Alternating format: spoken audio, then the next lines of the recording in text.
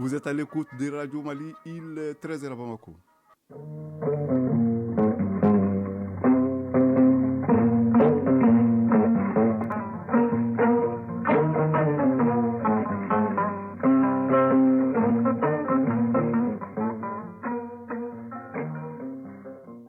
Le journal, Seydou Fomba. Bonjour. Plusieurs projets de loi intéressant la vie de la nation bientôt examinés lors d'une session extraordinaire. C'est un décret présidentiel qui vient de l'annoncer. Nous vous proposerons la lecture de ce décret en début de journal. Le ministre de l'Agriculture dans la zone CMDT depuis hier, c'est pour s'imprégner de la situation relative aux engrais et aux produits phytosanitaires et comprendre la physionomie de la campagne agricole. Dossier de ce vendredi, les riverains de plusieurs quartiers de Bamako n'ont pas la vie facile pendant la saison des pluies. C'est du fait des déchets et des eaux stagnantes en cause l'incivisme. Koumba Sissi s'est intéressé au dossier. Sport afro-basket féminin Rwanda, les Aigles d'Âme ont été sortis de la course hier par le Sénégal. Handball, le championnat national de la Coupe du Mali, les finales se jouent demain. Auditrices, auditeurs, bienvenue. Nous ouvrons, comme je le disais, cette édition par une annonce relative à un décret présidentiel portant convocation du Conseil national de transition pour une session extraordinaire. Une session qui doit examiner et adopter plusieurs projets de loi intéressant la vie de la nation, dont celui relatif au code minier en République du Mali. Alors, je vous propose de suivre la lecture de ces décrets présidentiels avec Sidi Kidamir. Décret numéro 2023-0405 PTRM du 4 août 2023 portant convocation du Conseil national de transition en session extraordinaire. Le président de la transition, chef de l'État, vu la Constitution, vu la charte de la transition, vu la loi numéro 2022-001 du 25 février 2022 portant révision de la charte de la transition, vu le décret numéro 2021-0361 PTRM du 7 juin 2021 portant nomination du Premier ministre. À la demande du Premier ministre, décrète, article 1er, le Conseil national de transition est convoqué en session extraordinaire le lundi 7 août 2023 et jour suivant. Article 2. L'ordre du jour de cette session extraordinaire porte sur l'examen des projets de loi ci-après. Projet de loi portant code minier en République du Mali. Projet de loi relatif au contenu local dans le secteur minier. Projet de loi portant modification de la loi numéro 2022-051 du 13 décembre 2022 portant loi des finances pour l'exercice 2023. Projet de loi portant création de l'École nationale de l'administration pénitentiaire et de l'éducation surveillée. Projet de loi régissant la circulation routière. Projet de loi portant création de l'Office des produits agricoles du Mali. Projet de loi portant création de l'Institut national de recherche sur la médecine et la pharmacopée traditionnelle. Projet de loi portant création du Centre national de recherche et d'expérimentation en bâtiments et travaux publics. Projet de loi portant modification de la loi numéro 06-067 du 29 décembre 2006 portant Code général des impôts. Projet de loi portant modification de la loi numéro 06-068 du 29 décembre 2006 portant livre des procédures fiscales. Article 3. Le présent décret sera enregistré et publié au journal officiel. Bamako, le 4 août 2023, signé le président de la transition, le colonel Assimi Goïta, le premier ministre, Dr Shogel Kokala Maïga. C'était là avec Sidiki Dabri la lecture du décret présidentiel portant convocation du Conseil national de transition pour une session extraordinaire. Le ministre de l'Agriculture, Lassine Dambélé, est en visite dans la zone CMDT depuis hier. Hier jeudi, c'est dans le cadre d'une mission de supervision de la campagne agricole. Le ministre veut non seulement s'assurer que les producteurs ont eu les engrais et les produits phytosanitaires, mais aussi comprendre la physionomie de la campagne agricole. Il s'est rendu dans les champs de coton de maïs d'un producteur à Boï dans le secteur CMDT de Kolondjeba. L'état végétatif de ces deux parcelles est jugé très bon par le visiteur du jour. Notre envoyé spécial, Siaka Konaté, était avec lui dans les champs. Première visite du ministre de l'Agriculture dans la zone CMDT, Lassine Dambélé est venu s'enquérir de l'état de mise en œuvre du plan de campagne de la compagnie malienne pour le développement du textile. Lassine Dambélé, ministre de l'Agriculture. L'objectif de la visite, c'est vraiment prendre contact avec la population et les travailleurs de la CMDT et des zones rurales.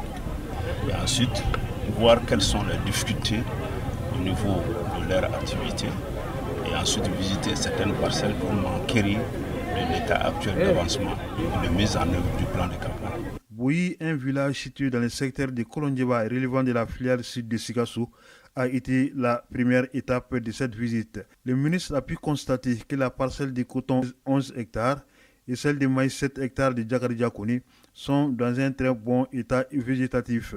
Ces producteurs atteignent 1 tonne 200 à l'hectare pour le coton et 2 tonnes et demi à l'hectare pour le maïs.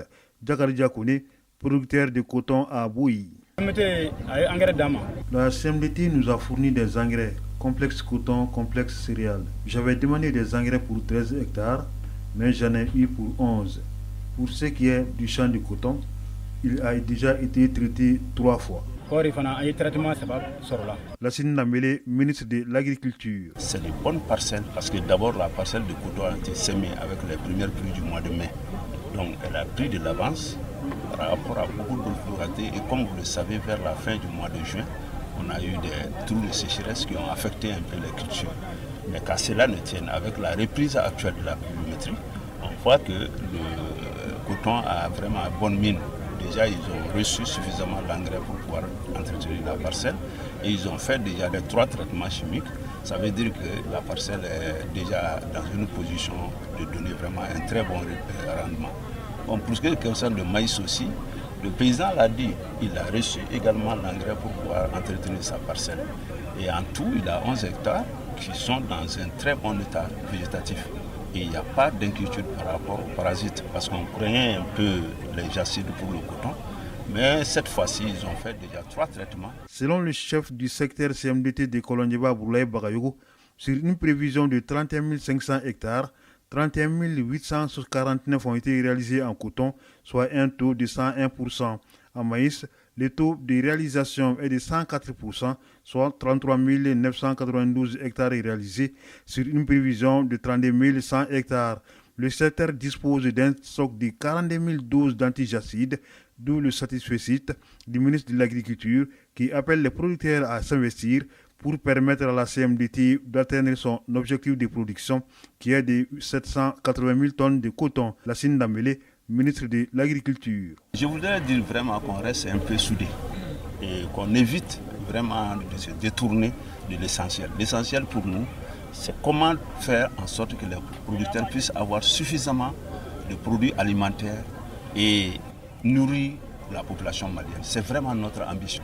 Et aujourd'hui, dans la zone cotonnière, le coton contribue à peu près à 11% aux recettes d'exportation du Mali. C'est pourquoi cette zone-là, je l'ai choisie prioritairement pour venir faire cette deuxième visite, prendre langue avec les gens, apaiser le climat pour qu'ils comprennent que les autorités actuelles-là ambitionnent plutôt de trouver les moyens de survie pour la population. En tout cas, les cotonculteurs ont une source de motivation. Les autorités de la transition ont fixé le prix d'achat du coton à 295 francs CFA le kilo pour les premiers choix. Auparavant, le ministre Lassine Dambélé et sa délégation avaient rendu une visite de courtoisie aux notabilités de Bougouni qui ont fait des bénédictions pour une bonne pluviométrie et les autorités de la transition exhortant celles-ci à faciliter l'accès d'un grand nombre de producteurs aux engrais pour assurer l'autosuffisance alimentaire dans notre pays. Sikassou, Chaka Konate, Makan Jakiti pour l'ORTM. Chaka Konate qui n'oubliera sans doute pas un bon malinqué de faire un tour dans les champs d'arachide avant de nous rejoindre ici à Bamako. Le savoir-faire et le potentiel des femmes au service de la paix en vue d'accélérer la mise en œuvre de la zone de libre-échange africaine, c'est la thématique qui était au centre des débats hier jeudi ici à Bamako à la faveur d'une session de travaux organisée par l'Organisation panafricaine des femmes OPF. La rencontre s'inscrit dans le cadre de la célébration de la journée panafricaine des femmes. Reportage Sokono Kamsou. D'un constat de l'Organisation panafricaine des femmes OPF, la création des marchés uniques africains tarde à être effective. Saisissant la journée dédiée à la femme africaine, elle engage la réflexion sur la nécessité de rendre réelle la zone de libre-échange africaine, la ZLECAf. Selon l'OPF, permettra d'augmenter les échanges commerciaux entre les pays africains et de donner un nouveau souffle à l'économie du continent. Diallo Kamasa-Kiliba, vice-présidente de l'OPF. La ZLECAf offre un marché unique libéralisé pour les marchandises et les services, facilite la libre circulation des personnes et des capitaux au moment où planent les multiples incertitudes sur l'économie mondiale du fait des conflits exacerbés par le terrorisme. La mise en œuvre de ce vaste marché continental permettra de contribuer aux efforts de transformation structurelle de nos économies et de soutenir le développement des échanges intra-africains. Les femmes occupent une place centrale dans le développement de l'Afrique. De ce fait, leur autonomisation s'avère nécessaire, selon le ministre de tutelle, pour faciliter et accélérer l'intégration de l'économie africaine. Koulibaly Mariam Maïga, ministre de la promotion de la femme, de l'enfant et de la famille. Le Mali est parmi les premiers pays à ratifier l'accord de la ZLECAf, marquant ainsi la volonté du gouvernement de soutenir l'intégration continentale comme objectif stratégique. C'est pourquoi le gouvernement s'active autour de ces rendez-vous continentaux. La zone de libre-échange continentale africaine est sans doute une opportunité pour les femmes. La rencontre s'inscrit dans le cadre de la célébration du 31 juillet, Journée panafricaine des femmes. Elle a été marquée par la remise au ministre Maïga des manifestes des organisations de défense des droits des femmes et des filles. La saison des pluies, nous en parlons. Pendant cette saison, plusieurs quartiers de Bamako changent de visage et pour cause les déchets et les eaux stagnantes qui sont quelques réalités rendant la vie difficile aux riverains de ces quartiers de Bamako. Les personnes approchées par notre équipe de reporters dirigée par Koumba Sissé pointent du doigt l'incivisme comme la principale source du désagrément causé. On en sait un peu plus avec Koumba Sissé. Youma Touré, quinquagénaire, est vendeuse de nourriture dans un quartier de Bamako. Juste derrière son lieu de vente, se dresse un tas d'ordures et d'eau stagnante. En cas de pluie, les riverains du quartier sont exposés aux odeurs piquantes des ordures, à la prolifération des mouches et des moustiques. Impossible pour certaines personnes de manger dans un tel cadre insalubre. Un phénomène qui joue naturellement sur les recettes de Madame Youma. Je suis vraiment contente d'aborder ce sujet aujourd'hui. Nous qui sommes ici, nous arrivons à peine à manger. Ce sont les habitants qui viennent verser les déchets ici. On a tout fait, rien n'a changé. Les clients viennent rarement parce que l'endroit est insalubre. Les dimanches derniers, nos jeunes se bagarraient avec les auteurs de cet acte. Même hier, je n'ai pas pu m'asseoir ici à cause des odeurs. Dans ce parking de lavage, les jeunes qui y travaillent ont du mal à se trouver un endroit où s'asseoir. Les chaises sont placées dans l'eau et ce n'est pas n'importe quelle eau. Trenar Keita, promoteur de parking de lavage de moto. En plus des ordures, l'odeur des eaux qui stagnent ici nous dérange beaucoup et cette eau sale demeure ici pendant tout l'hivernage. Face à cette situation, ce père de famille en a ras-le-bol et lance un cri de cœur aux personnes qui s'adonnent à ces pratiques à côté de son atelier. Abdoul Maïga, menuisier. Après l'hivernage, l'eau disparaît complètement. Concernant les déchets, j'ai prié les auteurs de cet acte de ne pas verser leurs déchets ici. Si le dépôt anarchique de certains déchets est lié à l'incivisme, chez Aminata Keïta, la réalité est tout autre. Pendant l'hivernage, sa place est envahie par des ordures drainées par les eaux de ruissellement. Aminata Keïta, vendeuse de nourriture. Pendant l'hivernage, l'eau draine les ordures. Chaque matin que Dieu fait, nous ramassons d'abord ces ordures avant de nous installer. Je suis obligée de rester ici car je n'ai pas d'autre endroit où aller. Pendant la saison des pluies, c'est aussi bonjour à la boue. Dans ce parc à bétail, il faut des chaussures adaptées, sinon pas moyen de vaguer normalement. Conséquence, rares sont les clients qui avancent pour faire des achats. Boubacar Balo, vendeur des petits ruminants. Nous ne savons pas comment évacuer l'eau. Chaque année, nous vivons la même situation. Les clients s'arrêtent au bord du goudron et n'osent pas venir. Les moustiques, les mouches, on n'en parle pas.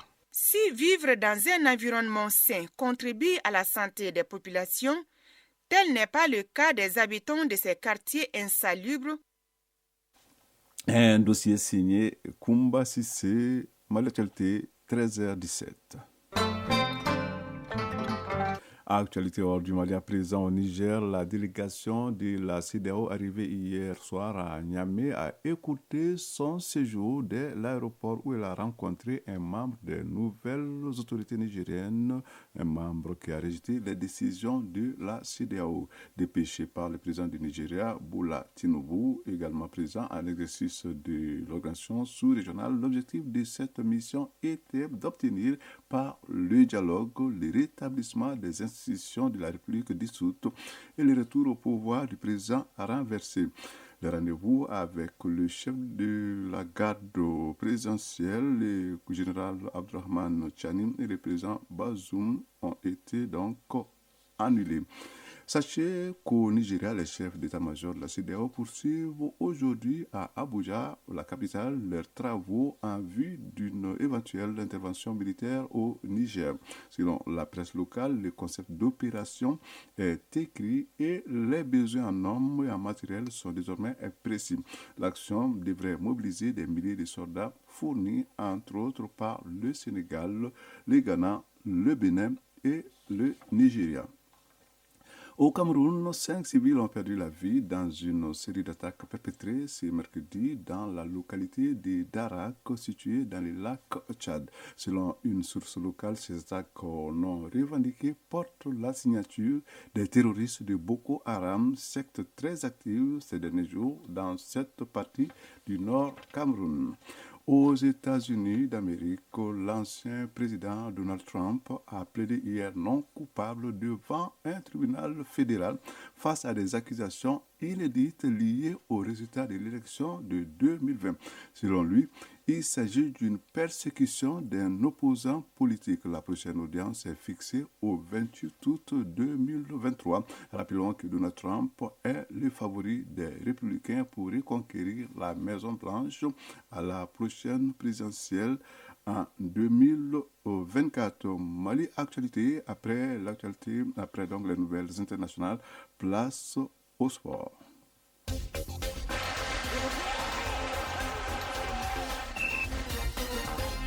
L'actualité sportive ce vendredi, c'est d'abord le basketball avec hier la sortie de course pour les Aigles dames à l'Afro-Basket féminin au Rwanda. Les protégés d'Oumarou Sidia ont en effet été battus en demi-finale par le Sénégal handball.